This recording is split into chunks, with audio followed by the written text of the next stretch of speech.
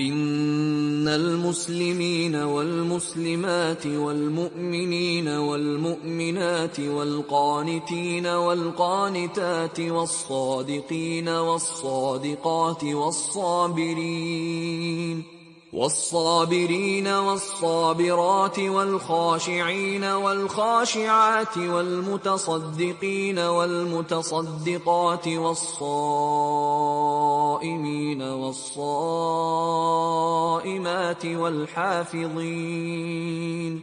والحافظين فروجهم والحافظات والذاكرين الله كثيرا والذاكرات أعد الله لهم مغفرة وأجرا عظيما إن المسلمين والمسلمات والمؤمنين والمؤمنات والقانتين والقانتات والصادقين والصادقات والصابرين والصابرات والخاشعين والخاشعات والمتصدقين.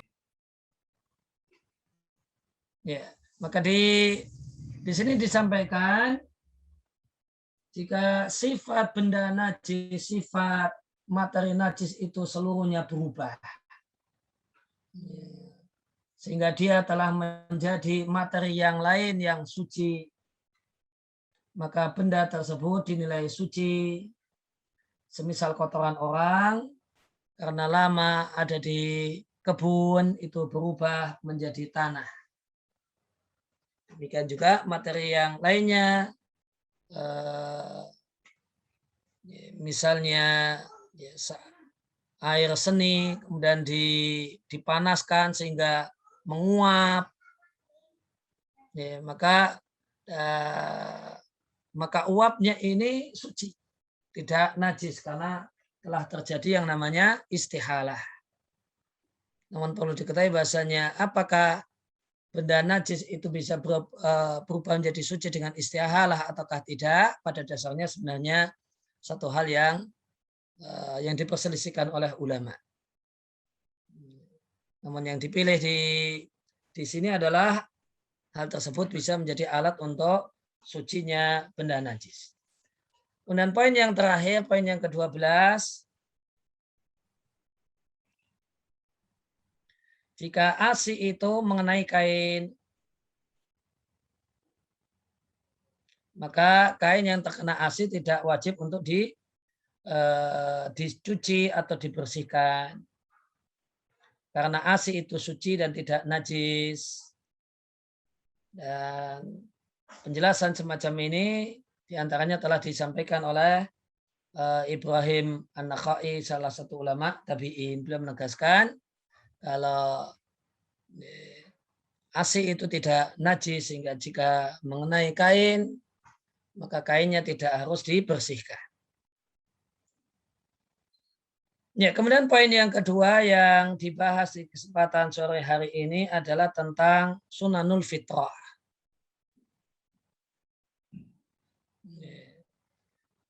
Yang dimaksud dengan sunanul fitrah di sini adalah sejumlah aktivitas yang itu merupakan ajaran semua para nabi. Sehingga disebut fitrah. Fitrah itu makna asalnya bawaan bayi. Karena hal-hal berikut ini disyariatkan atau disyariatkan di masa para nabi-nabi terdahulu, maka seakan-akan poin-poin berikut ini semuanya sudah menjadi fitrah seluruh manusia. Dari Abu Hurairah radhiyallahu anhu, Rasulullah sallallahu alaihi wasallam bersabda, ada 5 hal yang merupakan bagian dari fitrah. Yang pertama adalah khitan, yang ini telah menjadi syariat sejak masa Nabi Ibrahim. Berarti ini syariat Nabi Musa, ini syariat Nabi Isa, dan seterusnya. Kemudian istihdad, ya, menggunakan istihdad makna umumnya adalah menghilangkan bulu di sekitar kemaluan, ya, baik jalan depan ataupun jalan belakang. kemudian menggunting kumis, memotong kuku, dan mencabuti bulu ketiak. Demikian adalah hadis yang diriwayatkan oleh Al-Bukhari dan Muslim. Maka 5 hal ini ya, adalah bagian dari fitrah, karena 5 hal ini tidak hanya disyariatkan dalam syariat Nabi kita Muhammad SAW, namun sudah disyariatkan sejak nabi-nabi terdahulu. Maka di antara yang dibahas lebih detail adalah masalah khitan. Khitan untuk perempuan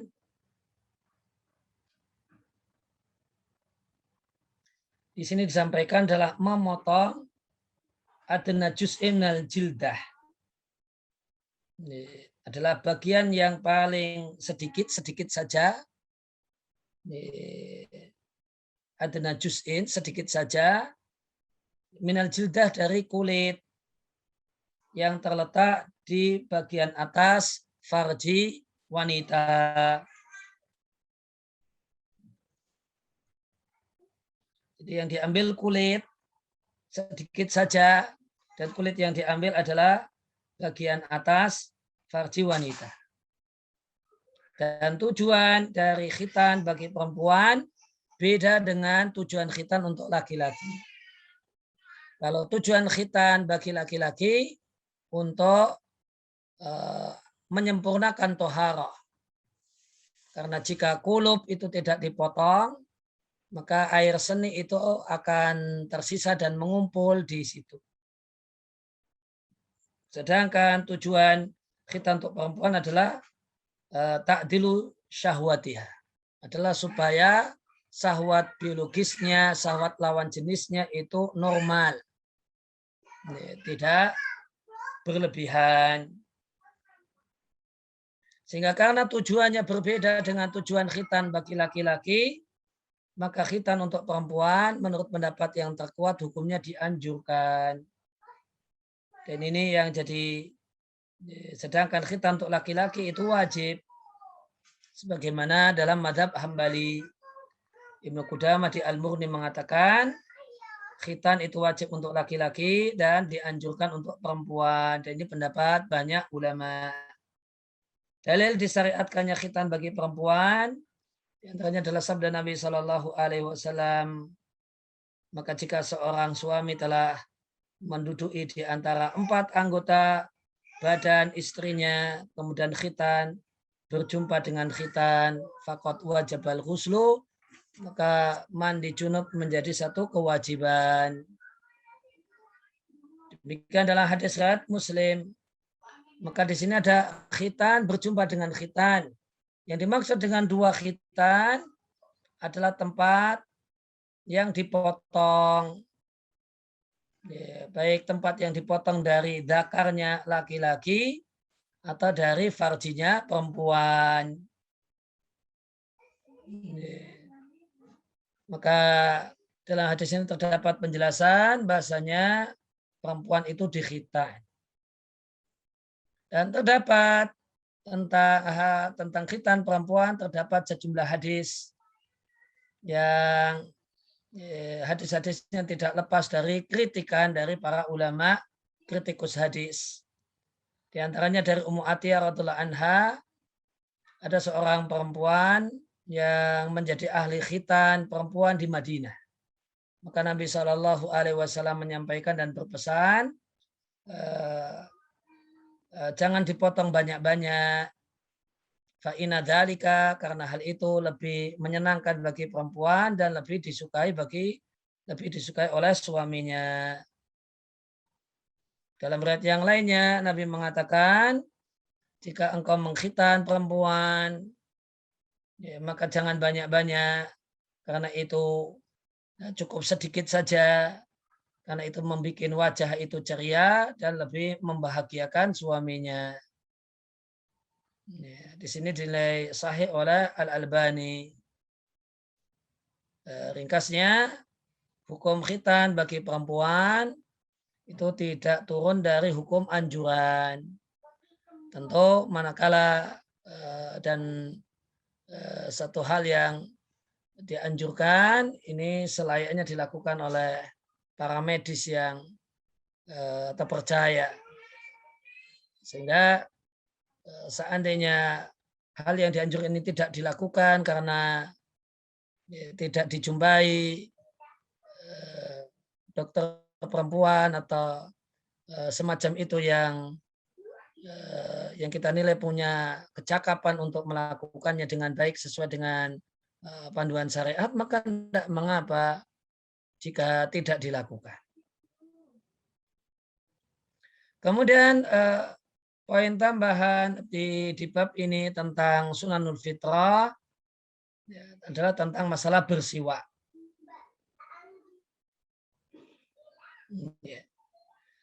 Maka bersiwak itu sejenis, yaitu membersihkan gigi dengan menggunakan kayu siwak, adalah bagian dari sunnah fitrah. Dan bersiwak ini dianjurkan dalam setiap keadaan, di setiap waktu itu kita bisa dapat pahala dengan bersiwak. Namun lebih ditekankan dalam beberapa kondisi. Yang pertama, saat wudhu, pada saat kumur-kumur, itu bersiwak terlebih dahulu. Dari Abu Hurairah radhiyallahu anhu, Rasulullah Shallallahu alaihi wasallam bersabda, seandainya bukan karena memberatkan umatku, niscaya akan aku perintahkan mereka untuk bersiwak setiap kali berwudu.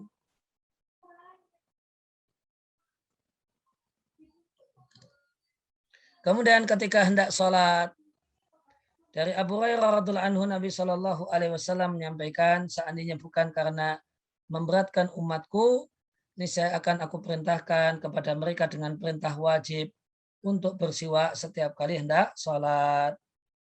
Karena Nabi tidak ingin memberatkan, maka Nabi perintahkan dengan perintah anjuran dan bukan kewajiban.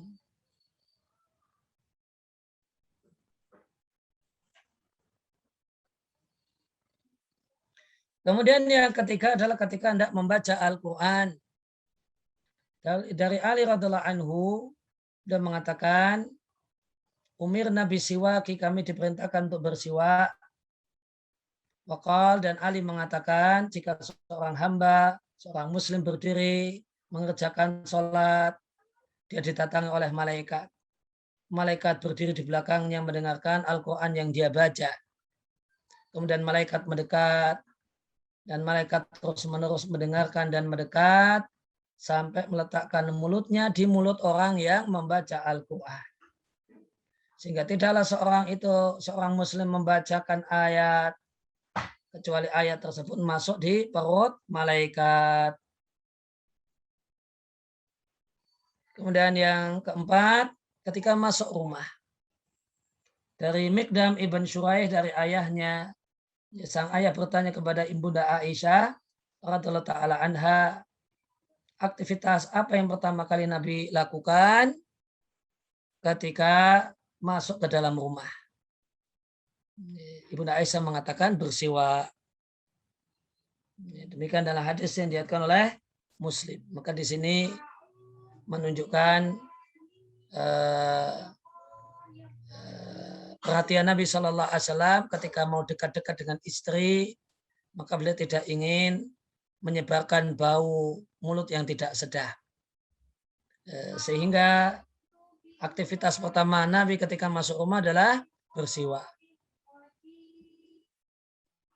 Ini untuk mengajarkan kepada para suami agar ketika mau dekat-dekat dengan istri itu tidak dengan membawa bau yang tidak sedap, diantaranya bau mulut yang tidak sedap. Kemudian yang kelima, ditekankan untuk bersiwak ketika bangun tidur, terutama tidur malam. Dari Hudzaifah radhiallahu anhu, adalah kebiasaan Rasulullah Shallallahu Alaihi Wasallam jika bangun untuk tahajud, beliau menggosok giginya dengan siwak, dengan kayu siwak. Demikian dalam hadis yang diriwayatkan oleh Al-Bukhari dan Muslim. Ini pembahasan seputar Sunanul Fitrah dengan poin yang lebih ditekankan pada khitan dan siwak. Kemudian poin yang ketiga yang kita bahas kesempatan sore kali ini adalah tentang adab buang hajat. Ya, maka ketika kita masuk toilet, kakus, atau yang lainnya untuk buang hajat, maka dianjurkan melakukan hal-hal sebagai berikut. Yang pertama, jika buang hajatnya di tempat terbuka, maka disyariatkan bahkan dianjurkan untuk menutupi diri dan menjauh dari pandangan orang. Bahkan artinya jika buang hajat di tempat yang terbuka, maka tertutupnya aurat dari pandangan orang lain itu hukumnya wajib. Namun sosoknya sampai tidak terlihat orang, itu hukumnya dianjurkan. Sebagaimana dari sahabat Jabir radhiyallahu anhu, kami berangkat bersama Rasulullah sallallahu alaihi wasallam dalam satu safar, dan tidaklah Rasulullah sallallahu alaihi wasallam, dan adalah kebiasaan Nabi sallallahu alaihi wasallam, tidaklah beliau melakukan buang air di tempat yang terbuka sampai sosok beliau hilang dan tidak terlihat. Jadi jauh. Jadi buang hajatnya di padang pasir, itu beliau jalan sampai sosoknya tidak terlihat. Sosoknya tidak terlihat.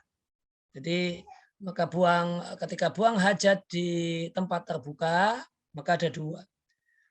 Yang pertama, aurat itu terlindung sehingga tidak terlihat orang, ini hukumnya wajib.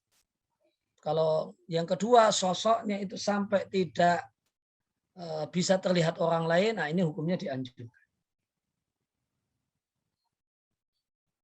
Nah, jika demikian Nabi yang beliau laki-laki, maka perempuan tentu lebih-lebih lagi.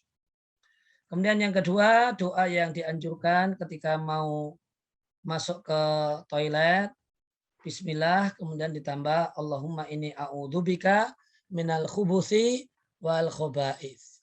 Dengan nama Allah, dengan semua nama Allah, aku mohon perlindungan kepadamu ya Allah dari gangguan setan laki-laki dan setan perempuan. Maka baca Bismillah terlebih dahulu karena Nabi Shallallahu Alaihi Wasallam bersabda, alat untuk menutupi pandangan jin sehingga tidak bisa melihat aurat manusia ketika kita copot pakaian, terutama ketika masuk ke toilet adalah ucapan Bismillah. Maka ketika kita tidak ingin aurat kita ditonton oleh jin, maka ketika melepas pakaian ucapkan Bismillah, terutama untuk saat buang hajat. Kemudian dari Anas radhiyallahu anhu, kebiasaan Nabi Shallallahu Alaihi Wasallam jika beliau tidak masuk ke kakus atau tempat buang hajat, beliau berdoa Allahumma inni a'udzubika minal khubuthi wal khoba'ith. Ya Allah, aku memohon perlindungan kepadamu dari godaan dan gangguan setan laki-laki dan setan perempuan. Maka ini menunjukkan bahasanya tempat buang hajat itu tempatnya setan. Maka semestinya tidak berlama-lama. Tidak berlama-lama jika namun segera keluar jika urusan sudah selesai.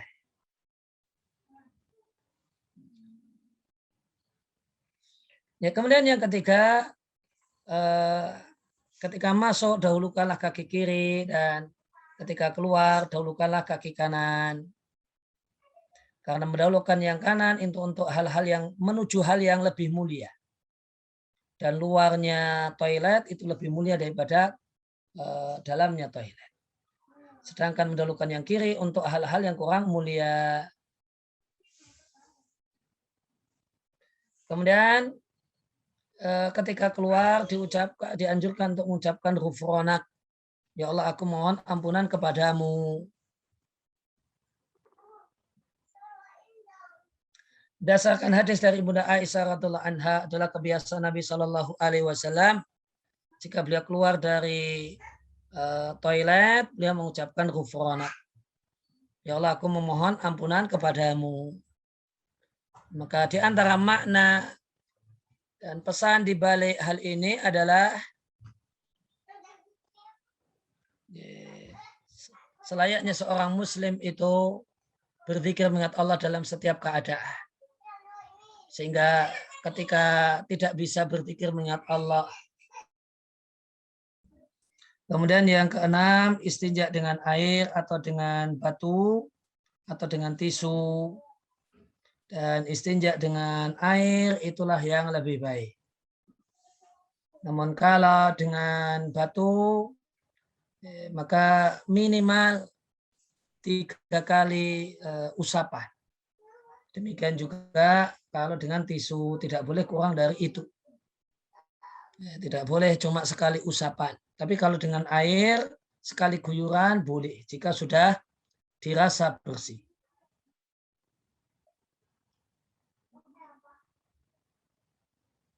Kemudian ada larangan tidak boleh istinja dengan menggunakan tulang atau dengan kotoran.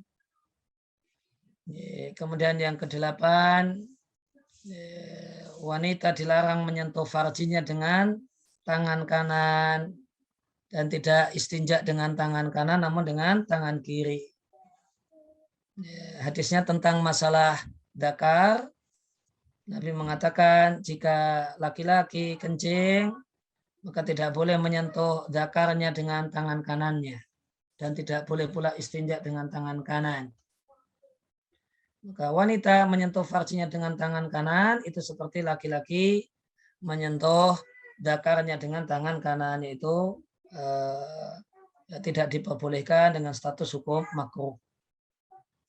Kemudian tidak diperbolehkan buang hajat di tempat yang dilalui oleh banyak orang atau di pinggir jalan sehingga ketika orang lewat dan bau pesing itu tidak boleh. Atau di tempat-tempat di mana orang berteduh di tempat tersebut. Semisal kencing boleh jadi di ruang tunggu terminal dan sebagainya. Kemudian poin yang ke-10, dimakruhkan kencing di tempat mandi.